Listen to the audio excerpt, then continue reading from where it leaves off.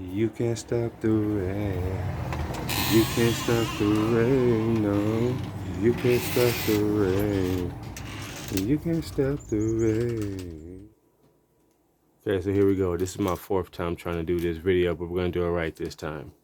If you've ever bought a car from a car lot, dealership, or a person used and they didn't give you the key fob, or maybe you actually only had one of these right here, I'm going to show you real quick on how you can actually add another one to your car or even erase all the previous ones that were on your car.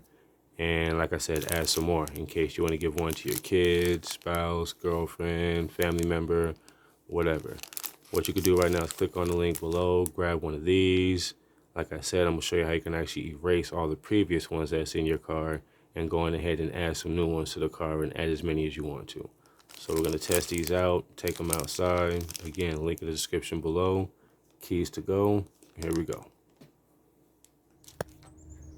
So today what we're actually getting ready to reprogram is the keys and the entry system to a 2007 Hummer H2.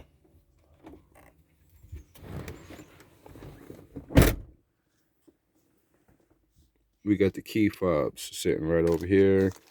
I don't even know what the other two keys pretty much go to, but this is what we're getting ready to reprogram. So once you're there in the vehicle, your first steps are going to be 1, put the key into the ignition. Number 2, make sure all doors are closed in the vehicle. And then you're going to press and hold the unlock on the driver's side door.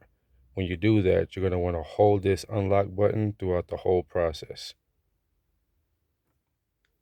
After you've done that, while still holding down the unlock button throughout this process, you're going to want to turn your key to the on, off position. And then your lock should begin to cycle in your car after you release the unlock button on your vehicle. Once you've completed those steps, you're going to take your brand new key fob. You're going to push your lock and unlock buttons at the same time and hold them until you see the lock cycle on your vehicle.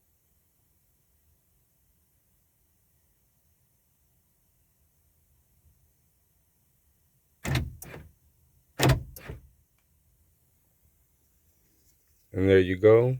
Your new key fob is going to be programmed to your vehicle, and all previous key fobs will now be deprogrammed. Because now once you're in this programming mode, you have to reprogram all key fobs you want to use with the vehicle. If you don't do this with all your old key fobs, those ones will no longer work for the vehicle. There you go. New key modes to your vehicle. Nice, easy, and simple to replace.